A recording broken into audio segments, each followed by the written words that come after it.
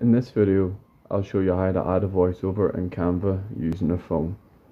So with your design open, you're going to come across this bottom menu and tap on Uploads. And then below Upload Files, there will be a button that says Record Yourself. Tap on that. And then tap Record Voiceover. After that, record, you simply tap it. And then Canva will give you a 3-second countdown in which you can start talking and record your voiceover. So when you're done your voiceover, you press the purple tick to the right of the pause button, and your voiceover will be.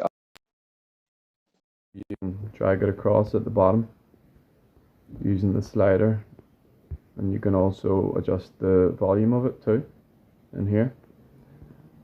So that's how to add a voiceover in Canva using a phone. Thank you for watching.